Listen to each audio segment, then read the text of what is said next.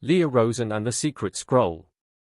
Leah Rosen had spent the last 10 years in Chicago, working quietly among the towering exhibits of the Field Museum of Natural History. To most people, she was just another archaeologist cataloging artifacts, but her life had been anything but ordinary. From the sun-scorched deserts of Jordan to the hidden caves of the Sinai, she had sifted through the sands of history, uncovering secrets lost for centuries. An expert in ancient scrolls, Leah had always felt a pull toward the heart of the world's oldest stories. That pull finally led her to Jerusalem, a city she had visited countless times for work but never truly called home. Now, with a small stone house nestled in its historic streets, she was ready for the next chapter of her life, unaware of the discovery that would change everything. One quiet afternoon, Leah decided to plant tomatoes in her small garden. As she pushed her trowel into the dirt, the metal struck something solid. She brushed away the soil and uncovered a fragment of pottery. This looks like part of an old vase," she murmured, her curiosity instantly piqued. She continued digging, each scoop of earth revealing more of the object. Then, to her astonishment, the soil gave way to a dark hollow. She leaned closer and realized she was looking into the entrance of a small hidden cave. Her heart pounded.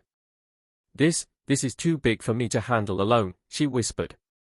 A whisper in the streets. From across the narrow street, an old man selling pomegranates paused, squinting at her yard. New to the neighborhood, he called out in accented English. Leah glanced up, a bit startled, and offered a polite smile. "Just doing some gardening." The man nodded and shuffled on.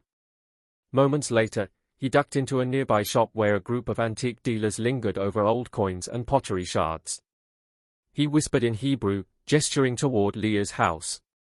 By the time Leah disappeared into the cave, her discovery was already a quiet ripple spreading through Jerusalem's ancient streets, a ripple that would soon reach ears of great influence. The cave and the scroll. Before she could decide what to do, a knock sounded at her front door. Leah hurried to answer, still brushing dirt from her hands. Standing there were her old colleagues, Miguel and Amy. "What on earth are you two doing in Jerusalem?" she asked, shocked. "We're here to pick up the Shard of Nazareth," Miguel said with a grin. "The Field Museum gave us a month to explore the city, visit the sites, and see if we could uncover any new artifacts." Leah glanced back toward the garden, her mind racing. She had just stumbled onto something far more extraordinary than any of them could have imagined. Together, the three carefully widened the entrance to the cave and slipped inside. The air was cool and heavy, carrying the scent of centuries. Dust swirled in their light beams, revealing walls of hewn stone and broken pottery scattered across the floor. Then Leah's light froze on something half buried beneath rubble, a small clay scroll jar, sealed with hardened wax. Her hands shook as she picked it up. Amy whispered, "Do you think it's?" Leah nodded. "It looks like the kind used for scrolls." They pried the brittle seal loose, and inside, wrapped in layers of decayed linen, lay a parchment. The first words were faint but still legible. Leah leaned closer, her heart pounding.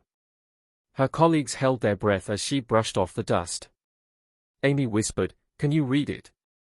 Leah's eyes flicked across the faded characters, and a spark of awe lit her face. "It's Aramaic," she said softly. "The everyday language of Jerusalem 2,000 years ago, the language Jesus himself spoke." Miguel stared at her, his voice full of awe. "I'm still amazed you can read Aramaic, Hebrew, and Koine Greek. After your last translation projects, the scrolls from Qumran, Petra, even Alexandria, this has to be something the world has never seen before." Her voice wavered as she traced a trembling finger over the first line. "This is unlike anything I've ever seen." She steadied the parchment and began to read aloud, her voice echoing off the stone walls of the cave. "I, Sarah, daughter of Eliab the potter, write these things by the light of the evening lamp. I have seen the man they call Jesus of Nazareth. His words are like water to the thirsty, and my heart cannot keep silent. In the heart of Jerusalem, beneath the hot sun and narrow, dusty streets, I lived quietly in the shadows.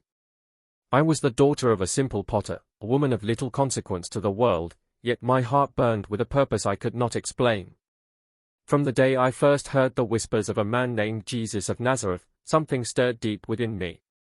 I was in the marketplace, carrying a basket of figs, when I heard the sound of a voice, clear, gentle, yet commanding like the wind over the desert. I turned and saw him standing on the hillside, surrounded by a growing crowd. He was not like the rabbis I knew. He spoke of mercy and forgiveness as if they were treasures he carried in his own hands. From that day on, I could not stay away. ****. Leah steadied the parchment, her heart racing. The ink grew darker on the next lines, as if Sarah had pressed harder, her emotions etched into the fibers of the scroll. Leah read aloud, her voice soft and reverent. I followed him in secret, through olive groves and along the waters of Galilee. I wrote what the others did not see. There was a night when the teacher walked alone beyond the city walls. I had followed at a distance. He sat upon a stone, his face lifted toward the stars. His lips moved, and I heard him whisper to the heavens, "Father, let them see what I see, let them know you as I know you." And then, for a breathless moment, the darkness glowed.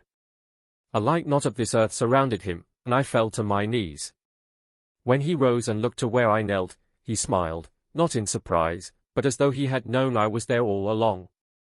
He said only, "Sarah, keep what you have seen in your heart, until the time is right." I have kept this secret, until now. ****.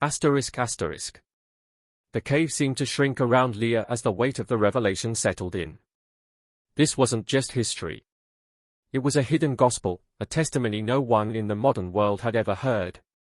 As they emerged into the fading sunlight, the narrow Jerusalem street felt charged, as if the city itself was holding its breath.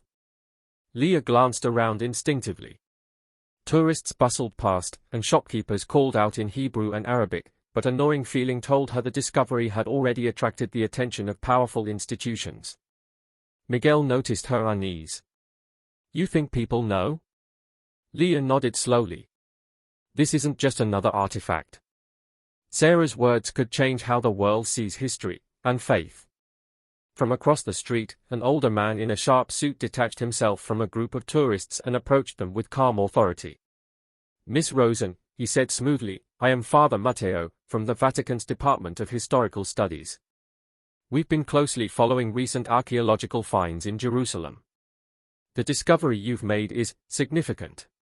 Before Leah could respond, a woman stepped forward, wearing the insignia of the Israel Museum, her expression serious yet respectful. "I am Dr. Yoel Ben-Ami," she said. "The Israel Museum is committed to preserving and studying such treasures. It's vital this scroll be handled with care, and that it remains accessible to the academic community and the public." Leah's heart pounded as the weight of their presence settled in. This was no simple academic curiosity. These institutions carried the weight of history and faith themselves, and both had an interest in the scroll. Miguel glanced at Leah. "What do we do?" Leah took a deep breath. "We must protect this, respect the secret Sarah entrusted to us. But it must be on the terms that honor both truth and faith." Father Matteo nodded once. "We can offer security, scholarship, and stewardship. The Church wishes to ensure that the message contained here is preserved with reverence." Dr. Ben-Ami added, "And the Israel Museum is ready to provide expertise in preservation and public education." Leah looked down at the clay scroll jar in her backpack. Sarah's voice whispered in her mind, "I have kept this secret. Until now. I want to do what's right," Leah said quietly. "But it has to be with integrity." The two representatives smiled politely. "Of course. We look forward to working with you." Back at her small stone house, Leah locked the door and set the clay scroll jar on the kitchen table. Candlelight flickered softly across its surface. Her hands hovered over the parchment, torn between awe and responsibility. The past had spoken, and now the future waited. Outside, Jerusalem hummed as it had for thousands of years, unaware that in a quiet corner, history, and faith itself, were being quietly reborn. To be continued.